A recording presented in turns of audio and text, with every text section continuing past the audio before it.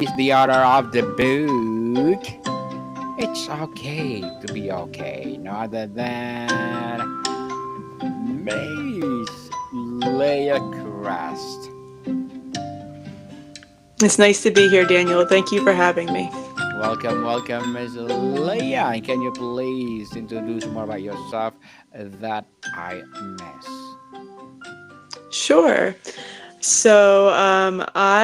I live in the eastern United States in Maryland, and I am the mother of two sons and stepmother of a young girl and boy as well. I'm a lay preacher and I teach Christian meditation, which are two words that usually don't go together, but it's something that I believe strongly in. And in addition to that, I'm an author, I'm a YouTuber, and I am a blogger. Miss Leah Chrest, thank you so much for sharing your knowledge and wisdom to the world. And today, let's talk about your second book. The title itself is so powerful statement. It's okay to be okay. Why did you feel that specific phrase was needed as a message for people experience grief? It's a great question. So it's really important to acknowledge that it's okay not to be okay. And that was the message, especially after the pandemic.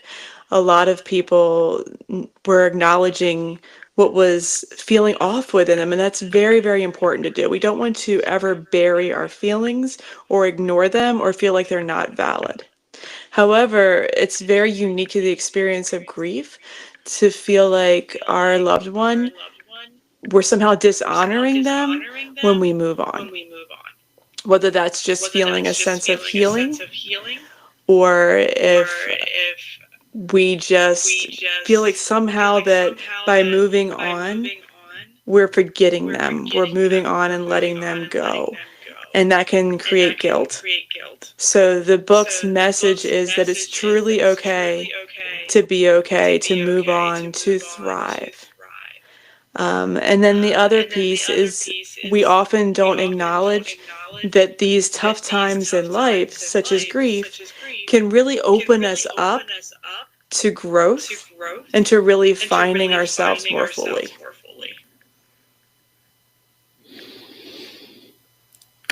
Your subtitle refrains grief as a pathway to blessing a new life. This is a radical shift from our culture, often views loss. What is the pivotal moment or insights that led you to this perspective?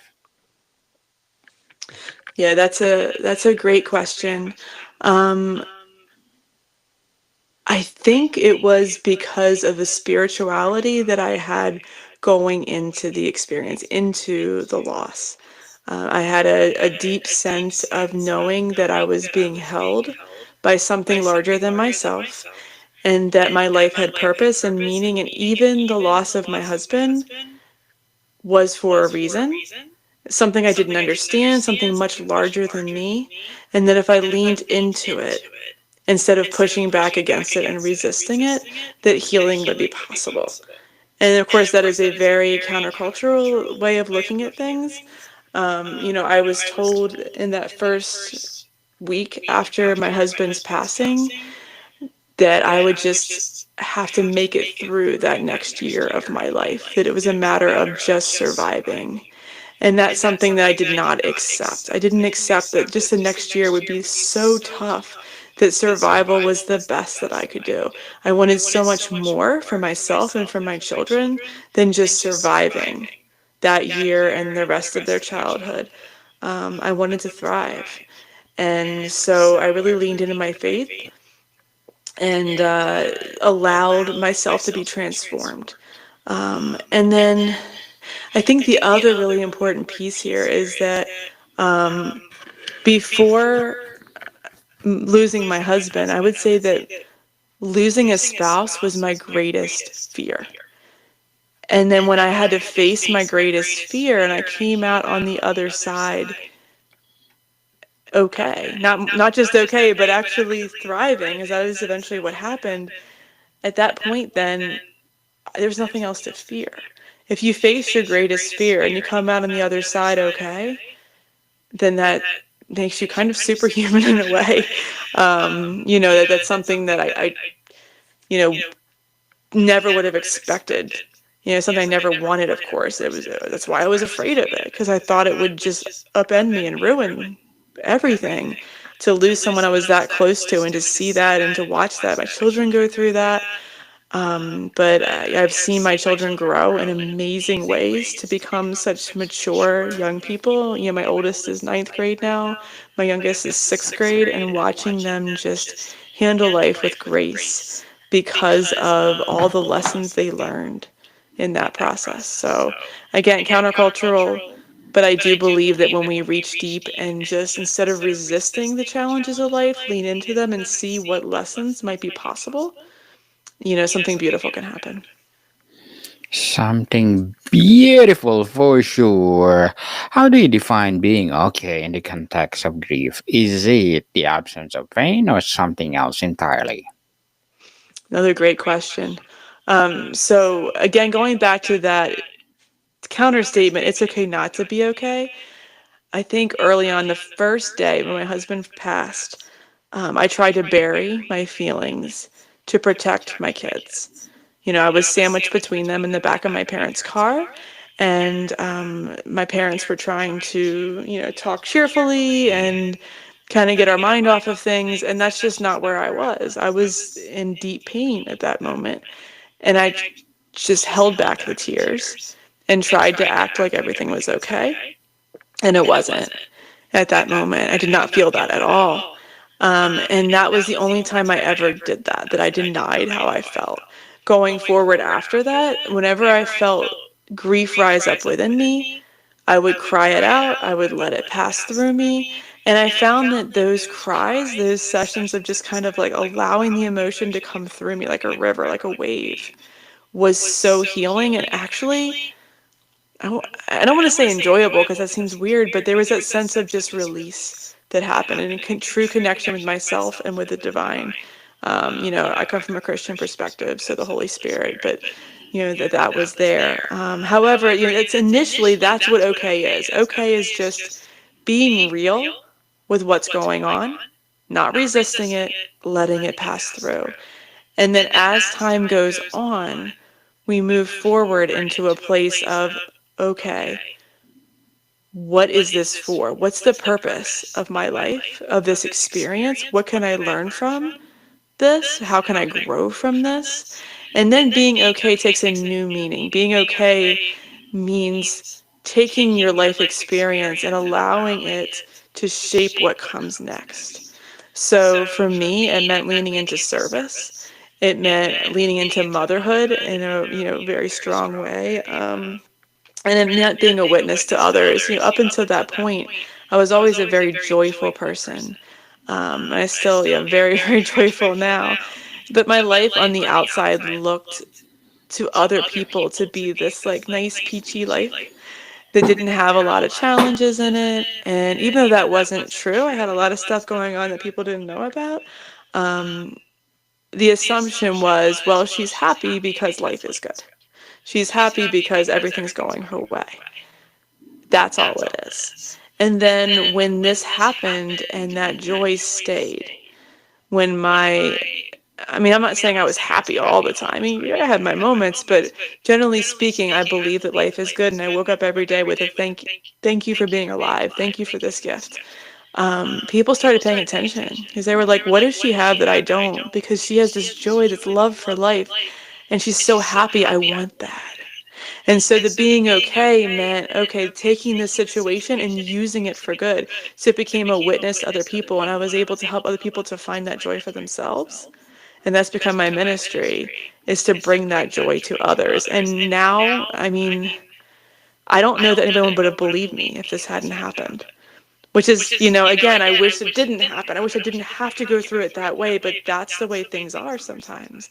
That it's our challenges, it's the trouble, those crises that really make the joy possible in some ways, and to be able to spread that to others possible. So I guess in that sense, I'm grateful because of how many people's lives I've been able to touch. And as I mean, Daniel, I wouldn't be here today talking to you if it weren't for what happened. So there's that.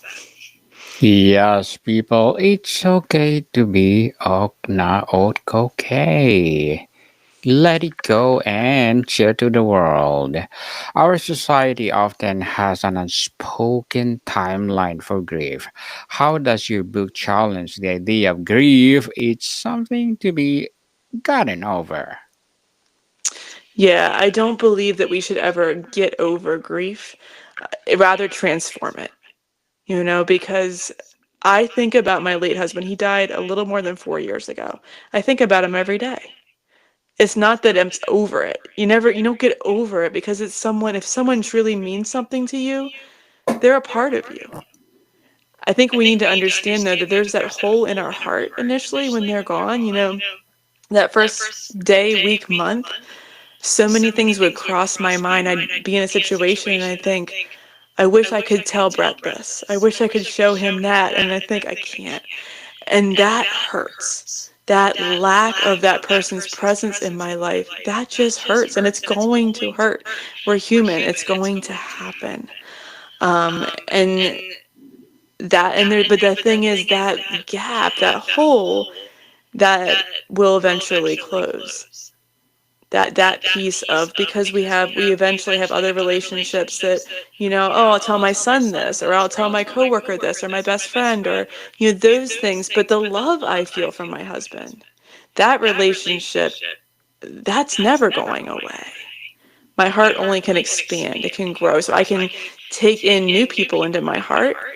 I can have new relationships to fill that void of wanting to tell someone or share something with someone. That piece, yes, we can fill that void, but the love for the person will always be there. And so, do we need to have a timeline for how that happens, how those gaps are filled of those human connections? No, everyone's different, and we need to let that go. you know Many people I've talked to on this journey, some people um fill those gaps, fill those sense of like that human connection need much faster. Some take much longer. And as long as you're moving at a pace that is comfortable for you, we need to honor that and respect those differences. And then not to be afraid when joy comes back in, when happiness comes back in. Because again, Daniel, it doesn't mean that we are saying that that person, we're over them. That's not what it is. We're not saying we're over them. We're just saying my heart has expanded to include more. That's all it is. And that person will always hold a huge place in our heart. So I think that's important, but never to rush it, and to allow the healing to happen on its own time frame, to embrace that, and to just be open to your own path. Yes, slowly, people, baby steps. The grief journey and a practical pathways. You describe grief as a pathway. What does the first step on that pathway look like for someone who is completely overwhelmed by their loss? Yeah, that's another great question. So in the book, I have a lot of um, very practical guidance for those first days, weeks, months, or for someone who is still, like we talked about, those different healing journeys and healing timelines. For someone who may be much, maybe it's a year down the road, but they're still feeling that loss intensely, right? So whether it's fresh, you lost that person yesterday, or whether it's been a year or more, there's still that acute grief. And if that's going on, there's a lot of first steps you can take. The first, like we already talked about, is a letting the emotions pass through, not resisting those emotions. The second is when you are facing situations that are causing trauma. For me, seeing blood was something, because the way my husband passed, that's, and even breathing. And I'm a meditation teacher, and I couldn't meditate because he died of a lung collapse. And so breath was something that was traumatic for me. And so if there's something that's triggering to you, that's causing trauma, and we want to try to reframe as much as possible. So for instance, when I was trying to meditate and trying to relearn to meditate after the loss, I would feel myself breathe and say, breathing in the breath of life, breathing out, I surrender to God, or something along the lines that's to reframe it. When I heard an ambulance go by, instead of panicking, I would just say, 9 out of 10 times ambulances go and they help people and the people are fine. It's okay. And just reminding myself of those things so that we're reframing the things that are causing those intense emotions. And then looking for the joy, because every single day of your life, there is joy present. And our brains are so trained to focus on the negative. If we're in a state of grief, our brains are looking at the things that are missing, the pain, the negative. And there's so many things, I bet, Daniel, that you and I could think about in our day to day that maybe we missed. Did you miss the sunrise or a bird flying over or, what someone a smile on someone's face? There's so much beauty in every second of every day that we just overlook because our brains are so focused on the negative. And if we're in a state of grief, it's even more important to do that correction, to say, what can I be grateful for right now? It doesn't mean I'm ignoring the pain. We never want to ignore it, but we're going to allow our mind to focus on the things we're grateful for. And, I did a lot of that the first month, especially of, yeah, I feel sad right now, but wow, look at the smile on my kid's face right now. Can I just enjoy that? Or wow, that someone just cut the grass next door and the smell of fresh cut grass. There's something to that. And can I be grateful even for just half a second? Can I have joy right now? And the more we take those moments to focus on and embrace the positive, that's going to help. And then my last piece of advice, a practical advice, and this is going to come, a little further along in the journey. So after that acute phase, when you're feeling a little bit more open, a little bit more like you're kind of not just going through the motions, but that you're back to almost a normal life, um, I'd recommend service, any kind of way to give back. I think the more that we're able to give, the more full our hearts are. And for me, when my husband passed, I thought, I don't know why. I really don't know why he had to go. But I'm going to live the why. I'm going to give his loss purpose with every day that I live. So that's, sharing about my story. It's serving our kids. I'm a teacher, so I work really hard with that. I did remarry this almost a year ago exactly, and I have 2 stepkids and loving them with everything I have. And I think living the why, letting this journey of transformation make me a person who is stronger and more loving than I ever was before. I want to make him proud, And so I think that's another thing that'll help us on the journey. Interesting, Miss Leah. And tell us, as an author, what are your short term and long term goals?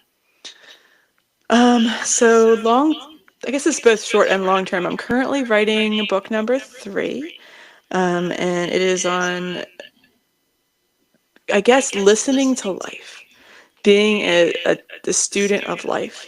And I'm writing it from the exclusively a Christian perspective. Um, Very biblical perspective, but that's my next work, and I don't know when it's going to be done because I don't know. I let the Holy Spirit lead, and I write what I'm supposed to write, and I don't write what I'm not supposed to write, when I'm supposed to be with my family or my students or etc. So I don't know on the timeline on that.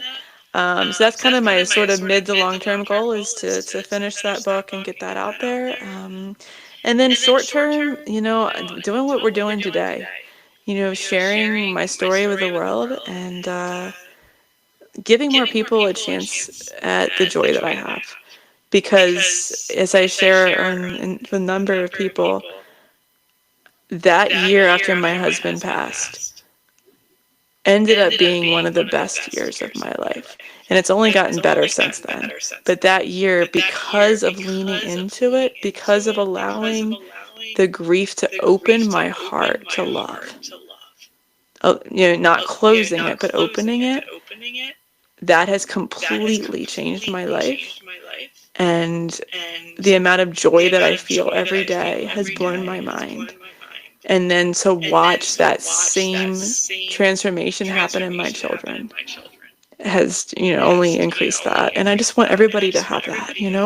Like I am so lucky to be as happy as I am. When I say happy, I don't mean like, you know, preschool or elementary school level of happiness. I'm talking about a deeper peace of where nothing bothers me on that deep, deep level. I have that unshakable peace that does not depend on circumstance.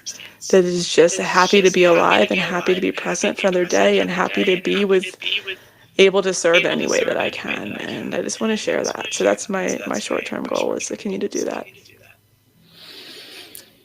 Well, good luck to your goals, Miss Leah, and looking forward for more success. What would be your piece of advice for those people out there who want to be like you? Now you mean as an author? Is that what you meant? Yes, please. Okay. Really easy tip is, if you want to be a writer, you don't have to wait for your life to open up, for your schedule to open up. I wrote my first book at the edge of the Jordan in 15 minutes a day. I was a mother of two young children, like toddlers. And I wrote that book in a notebook with a pen and paper, for 15 minutes a day for the course of 2 years. Almost the entire rough draft was handwritten. And it was because, my husband, my late husband at the time, would watch sports games, and I wasn't into sports. But I wanted to be really present to him. So if I read next to somebody, I get so caught up in what I'm reading that I forget they're even there. But if I'm writing, there's somehow half of my brain that's still like present. So I thought, this is a great way. I'll write this book and I'll be present to you while you're watching your sports, and then like during commercial breaks we can talk. And so that's what I started doing. Was I put the kids to bed at like 8 o'clock, 8:30, and then I'd write from like 8:30 to 8:45. Like that was my night every night. And in the course of 2 years, I had a full-fledged book, and then I edited it. Even that, I printed everything out. I typed it, and then I printed it and handwrote all my edits, and then typed those in. So start small. You don't have to, like so many people I've talked to want to be authors say, why I need to like have a month or 2 months to just write.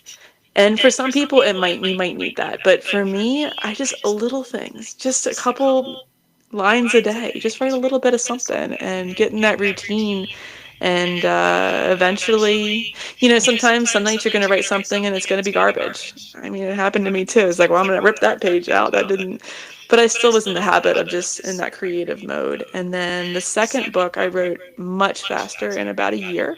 So this book, I finished the rough draft almost exactly a year after my husband passed.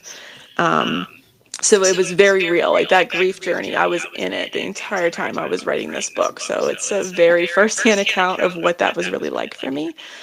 This one I typed, so went much faster, and I wrote it again like a half hour every couple days.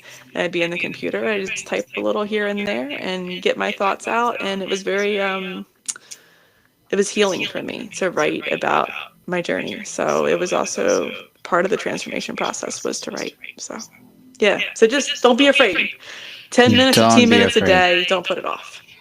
Definitely don't be afraid, people, and baby steps. Baby steps. And Miss Leah, can you recommend a book or books that influence your journey? And thank you for that advice. Yeah, sure. My favorite books, so again, coming from the Christian lens, I was really inspired when I was younger by Matthew Kelly. I grew up Catholic, and he's an excellent inspirational writer. So Matthew Kelly's excellent. Anything by him. And then more in the last 7 or 8 years, there's a woman by the name of Byron Katie, Byron Katie, Katie. And if you've never read or listened to her, I highly recommend it. It'll change your life. She is an incredible person who teaches inner peace, and is a great, great book to read. So those are two authors that highly recommend, and that have both, Matthew Kelly's more for if you are starting on the spiritual path, and really don't know where to begin. It's a great start. He starts with the basics. His book, The Rhythm of Life, just talks about the basic stuff: balance, moderation in life, and just finding time to just take care of true self care. And then Byron Katie is a little bit more advanced, but just excellent wisdom. Excellent wisdom for sure, and thank you for that recommended books, Miss Leah. And before we wrap up our discussion for today, I'm inviting you to please do listen to my other podcast, people. My other podcast, because my Abstract Essay is already in fifth season, Abstract Poetry in second season, and my book 101 Review in fifth season too, Comedy 101 in second season, and my Food 101 in fifth season as well, Geography 101 in fourth season, and my baby podcast, Law 101 and Mental Health 101, Love Letters in the third season, and Movie 101 Review, Music 101 in fourth season, and Science 101 and Sex 101 in its first season. Please listen to them wherever you listen your podcast. So, Miss Leia, finally having walked this path yourself and written this guide, how has your own definition of a blessing and a new life evolved? Um, can you say the question one more time? I just want to make sure I have the meaning of what you're asking me. Finally having walked this path yourself and written this guide, how has your definition of blessing and a new life evolved? Thank you. That's perfect. Yeah, so to me, blessing can come in a form that you don't expect. So sometimes the things we resist the most, we think are going to be the thing that's going to take the proverbial rug from under our feet, are sometimes the greatest blessings in our life. So when we're forced into a situation, like maybe you lose your job, or maybe you know you you become ill with something, instead of looking at it as, oh no, this is the end of my happiness, what if you flip it into, what if this is the beginning of something great? And maybe this is exactly what I needed to let go of, to have peace, to have freedom. And to me, that's what transformed this whole journey, transformed in my expectation of what a blessing is. I always thought a blessing was something that the world thought was a blessing, healthy kids, money, a good job.